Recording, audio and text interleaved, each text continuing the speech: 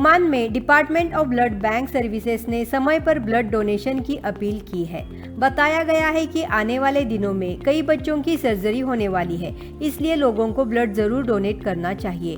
DBBS ने अपने बयान में कहा है कि अभी फिलहाल शनिवार से गुरुवार सुबह 8 बजे से रात 8 बजे तक और शुक्रवार को दोपहर 3 बजे से रात 8 बजे तक ब्लड डोनेट किया जा सकता है।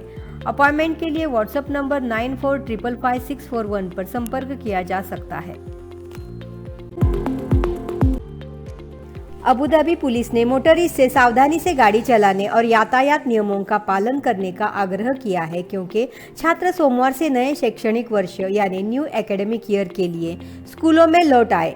ट्विटर पर पोस्ट किए गए एक वीडियो मैसेज में अबू धाबी पुलिस के कैप्टन इंजीनियर मोहम्मद अल ईसाई ने कहा है कि मोटर चालकों को सावधानी से गाड़ी चलानी चाहिए और छात्रों को सुरक्षा इंश्योर करने के लिए स्कूल क्षेत्रों से गुजरते समय गति कम करनी चाहिए। सऊदी हज और उमराह मंत्रालय अनुसार 28 अगस्त से उमराह के लिए रिजर्वेशन शुरू कर दिया गया है। सफ़र महीने के पहले दिन से ही उमराह के लिए रिजर्वेशन शुरू कर दिया गया है। इसके अलावा इसके लिए किसी स्पेशल वीज़ा की ज़रूरत नहीं है। कोई भी यात्री tourist visa, commercial visa, work visa या किसी भी तरह के सऊदी वीज़ा होल्डर को उमराह करने की इजाज़त है। यात्रियों को PCR टेस्ट करने की ज़रूरत अब नहीं है। मंत्रालय ने उमराह यात्रियों को निर्देश दिया है कि वो बिना किसी लाइसेंस वाले कंपनियों के झांसे में बिल्कुल न आए। मंत्रालय की वेबसाइट से पंजीकृत रिजल्ट के बारे में जानकारी प्राप्त कर लें।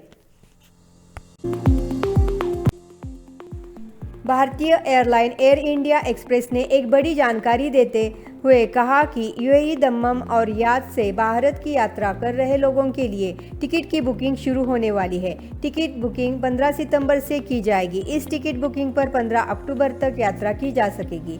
इसके अलावा एयरलाइन ने एक ऑफर भी घोषणा की है, जिसके अनुसार यात्रा 5 किलो एक्स्ट्रा सामान लेकर यात्रा कर सकते हैं और इसके लिए कोई एक्स्ट्रा चार्जेस भी नहीं लगाया जाएगा। वहीं विस्तारा एयरलाइन ने घोषणा की है मुंबई और अबू धाबी के बीच अधिक उड़ानों का संचालन किया जाएगा।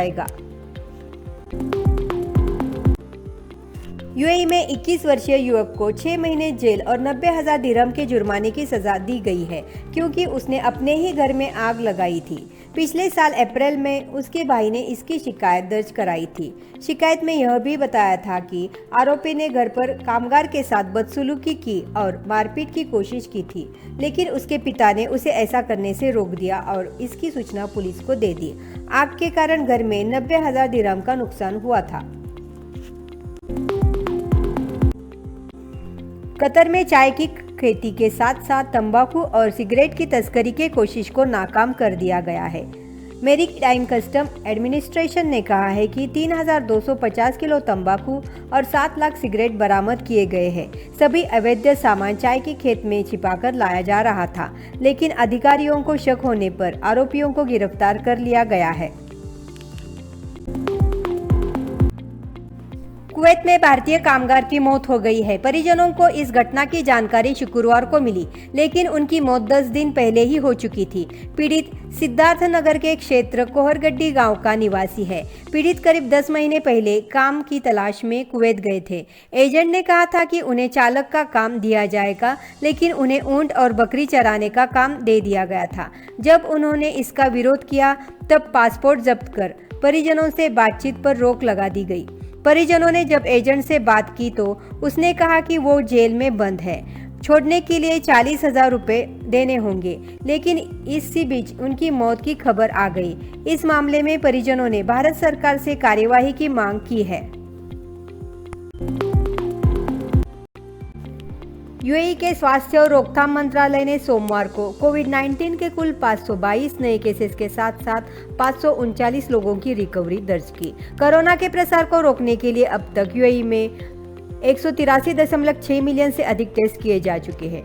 पिछले 24 घंटों में UAE में कोविड-19 के कुल 2,29,236 एडिशनल टेस्ट किए जा चुके हैं, जिसके माध्यम से नए केसेस का पता लगाया गया।